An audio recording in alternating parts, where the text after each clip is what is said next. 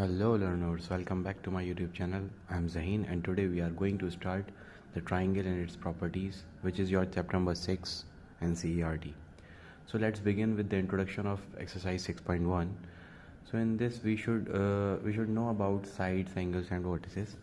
So जब भी हमें sides लिखनी होती हैं, जैसे कोई triangle हम let कर लेते हैं, like this is a triangle ABC. कितनी साइड्स होंगी इसमें? 3 साइड्स होंगी ऑब्वियसली. तो साइड्स कौन कौन सी होंगी इसकी? AB, BC, CA, ये साइड्स हो गई ना. तो बस मैं आपको ये बताना चाहता था कि इसके ऊपर ये जो लाइन है, इसका मतलब है साइड को हम बता रहे हैं कि AB साइड, BC साइड और CA साइड. ठीक है. उसके बाद आते हैं एंगल्स. एंगल्स तो मैं आपको बता चुका हूँ. एंगल्स का जो साइन होता है, जैसे एंगल इसकी बात करते हैं हम, तो एंगल BAC, तो हम ये वाला साइन यूज़ करते हैं. ठीक है. वर्टिसेस में क्या करते हैं हम? सीधे अगर वर्टिसेस हमें बतानी है तो इसमें कितनी वर्टिसेस हैं? 1 2 3. कौन कौन सी? ABC. इसमें कोई साइन नहीं लगाते हम. ठीक है. Let's move further. दूसरी चीज़ हमें यह आती है कि हमें पता करना है मीडियन ऑफ अ ट्राइंगल क्या होता है. Median of a triangle, median of a triangle कुछ भी नहीं होता. ये समझ लीजिए ट्राइंगल का जो ट्राइंगल, जैसे मैं बनाता हूँ, कोई ट्राइंगल है, ठीक है, सपोज ये ट्राइंगल है. ठीक है. जब किसी वर्टिस से एक लाइन ट्राइंगल को 2 इक्वल हाफ में डिवाइड करती है, जैसे कि इस लाइन को, ये इसके इक्वल होगा. ठीक है. यहाँ से स्टार्ट हुआ BC, तो ये इसको कहेंगे मीडियन. जब जहाँ पर ये मीडियन गिरेगी उस लाइन को 2 हिस्सों में इक्वल हाफ कर देगी. आई बात समझ में? ये होता है मीडियन. अब जैसे कि एक और ट्राइंगल बनाते हैं. रफ डायग्राम है ये ट्राइंगल है. ठीक है. क्या सपोज कर लो थोड़ा सा स्केलियन ट्राइंगल टाइप बना रहा हूँ. ये ट्राइंगल है. तो अगर मैं यहाँ से इसको नाम दे देता हूँ ABC. अगर मैं यहाँ से, मुझे एक मीडियन चाहिए, तो वो कैसी होगी? वो कुछ ऐसी होगी ना, ताकि ये जहाँ पर गिरे वो दोनों लाइन को 2 इक्वल पार्ट्स में डिवाइड कर दे. इतना समझ में आया? उसके बाद आता है एल्टीट्यूड ऑफ ट्राइंगल. ठीक है. एल्टीट्यूड ऑफ ट्राइंगल क्या होता है? अब जैसे कि अभी हमने पढ़ा कि मीडियन क्या करता है. मीडियन हमारे परपेंडिकुलर बाइसेक्टर होता है एक तरीके से, या परपेंडिकुलर भी नहीं कहेंगे क्योंकि वो 90 डिग्री पे नहीं होता है, तो हम कह सकते हैं बाइसेक्टर होता है. ठीक है. और बट एल्टीट्यूड क्या होता है? एल्टीट्यूड का आपको भी पता होगा, एक हाइट होती है ना.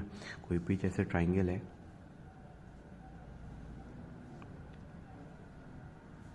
और अगर किसी वर्टिसेस से स्ट्रेट लाइन बिल्कुल आ रही है, वो 90 डिग्री पे गिर रही है.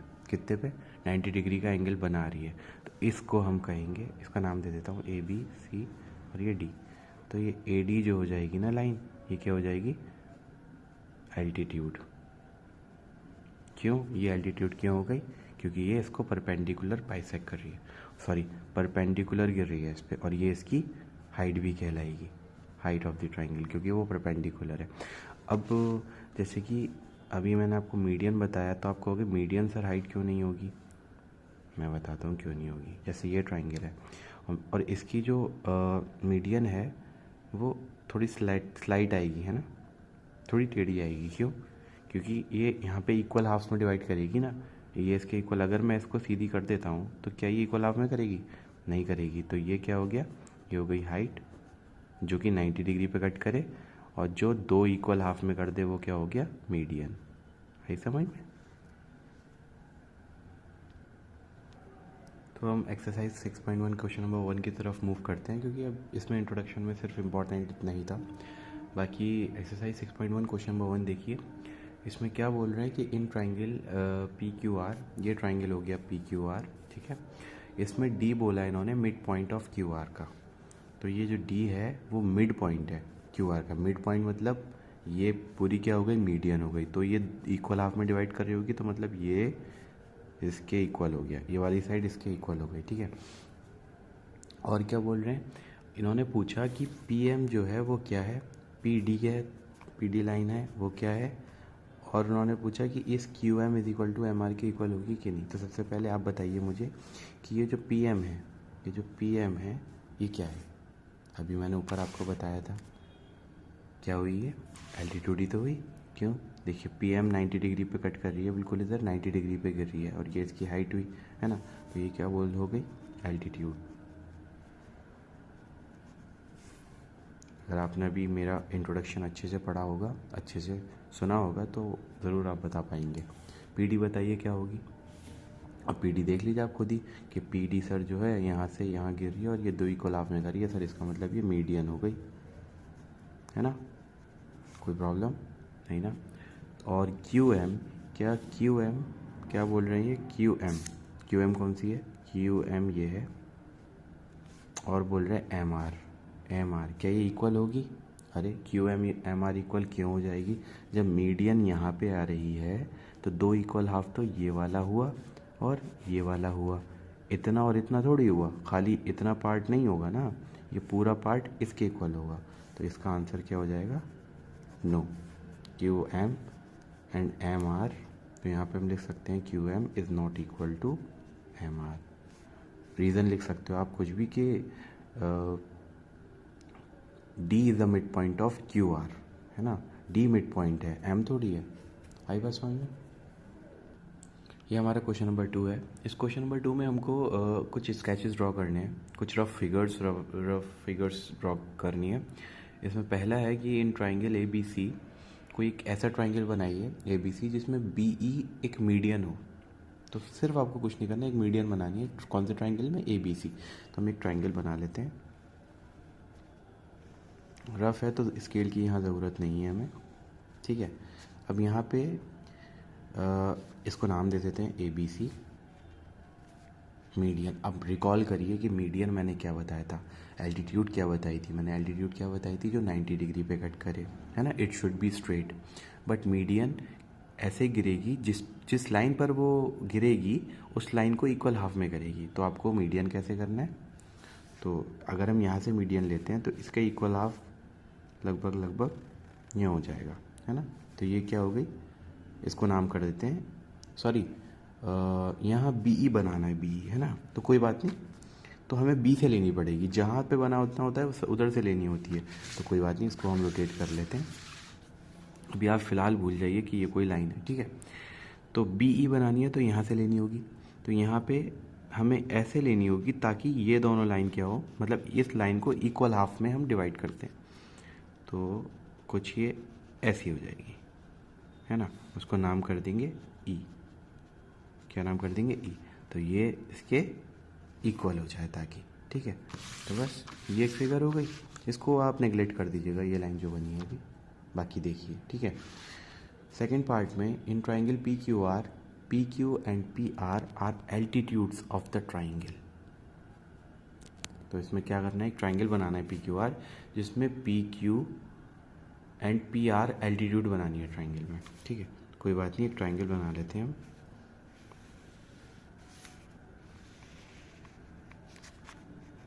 पी क्यू आर, ठीक है। तो दो एल्टीट्यूड बनानी है, एल्टीट्यूड मतलब 90 डिग्री पे गिरेंगी वो, ठीक है।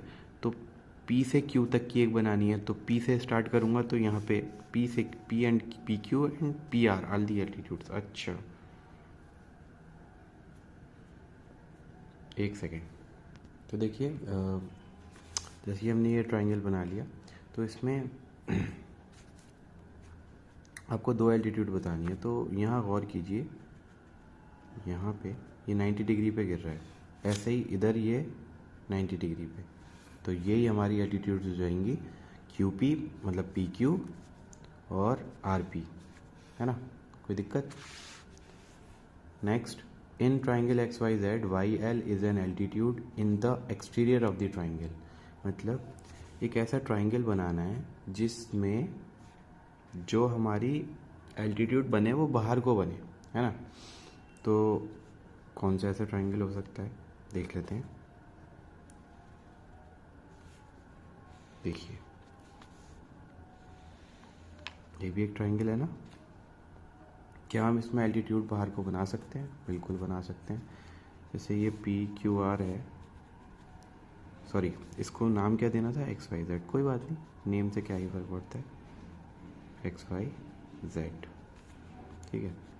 हमको Y से एक एल्टीट्यूड गिरानी थी, Y से एल्टीट्यूड गिरानी थी और वो एक्सटीरियर आनी चाहिए। तो हमने इस फिगर को दोबारा बना लिया है, इसको नेम कर दिया XYZ, ठीक है।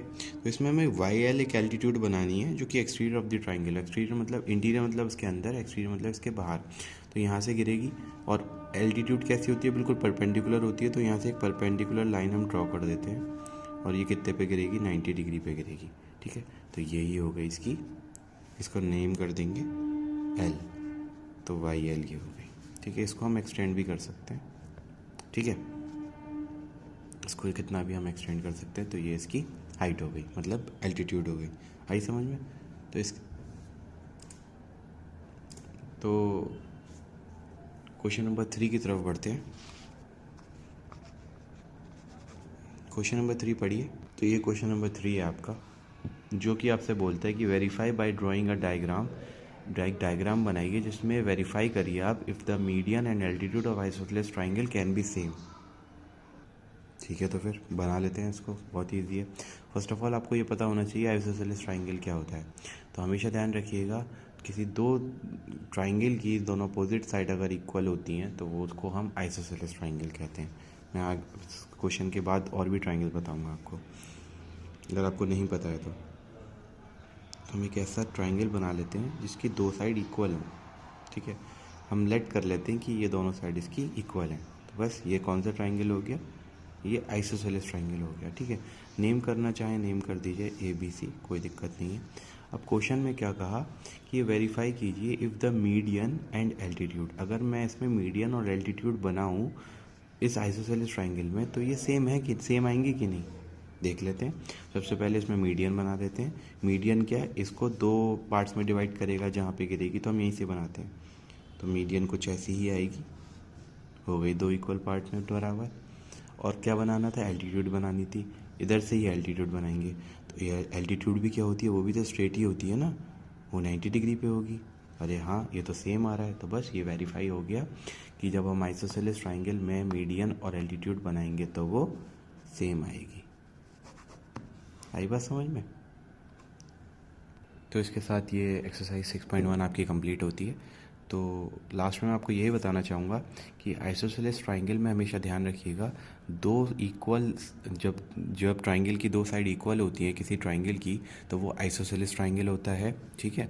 और इक्विलेटरल ट्राइंगल में तीनों साइड इक्वल होती है ट्राइंगल की, ठीक है। जब कोई इक्विलेटरल ट्राइंगल आपको बता रहा है या आपको ये बता रहा है कि तीनों साइड इक्वल हैं, तो आप क्या बोलोगे, वो ट्राइंगल कौन सा है, इक्विलेटरल ट्राइंगल, ठीक है। तीसरा ट्राइंगल आता है आपका स्केलिन ट्राइंगल। स्केलिन ट्राइंगल में कोई भी साइड ट्राइंगल की इक्वल नहीं होती है, बस इस चीज़ को आपको याद रखना है। Okay, that's all for today, thank you.